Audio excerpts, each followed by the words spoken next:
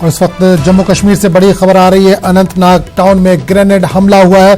DC दफ्तर के करीब ये ग्रेनेड हमला हुआ है। मिलिटेंटों ने फेंका है ग्रेनेड हमले में 4 अफराद जख्मी हुए हैं। आपको एक बार फिर बता दें कि बड़ी खबर आ रही है इस वक्त जम्मू कश्मीर से। अनंतनाग से खबर है, अनंतनाग टाउन में ग्रेनेड हमला हुआ है। डीसी दफ्तर के करीब ये ग्रेनेड हमला हुआ है। मिलिटेंटों ने ग्रेनेड फेंका है। ग्रेनेड हमले में 4 अफराद के जख्मी होने की खबर आ रही है। खबर बड़ी आ रही है इस वक्त अनंतनाग टाउन से, जहां पर ग्रेनेड हमला हुआ है। डीसी दफ्तर के करीब ये ग्रेनेड हमला हुआ है।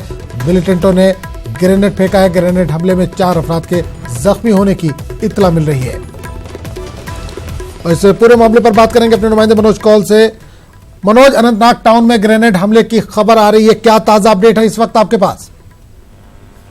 देखिए आजम, ये हमला आपसे करीब 20 मिनट पहले हुआ है।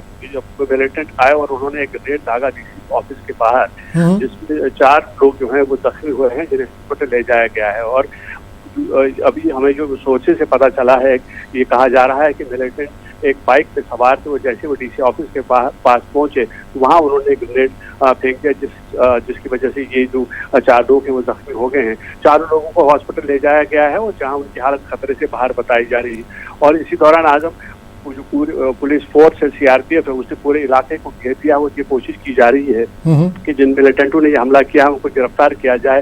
लेकिन फिलहाल सर्च ऑपरेशन चल रहा है, पूरे इलाके को घेर दिया गया है, सर्च ऑपरेशन जारी है।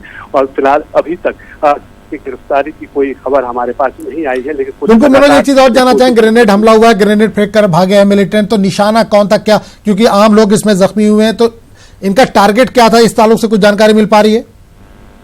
देखिए, टारगेट क्या था इसके बारे में जानकारी नहीं मिल पाई है। लेकिन जिस तरह से हालात हैं कश्मीर के अंदर, ये माना जा रहा है कि मिलिटेंट लगातार ये कोशिश कर रहे हैं कि वो अपनी प्रेजेंस दिखाएं और कोई वारदात अंजाम दे। हमने देखा कि साउथ कश्मीर में ये माना जा सकता है कि 5 अगस्त के बाद ये एक पहला हमला है जो मिलिटेंटों की तरफ से किया गया है।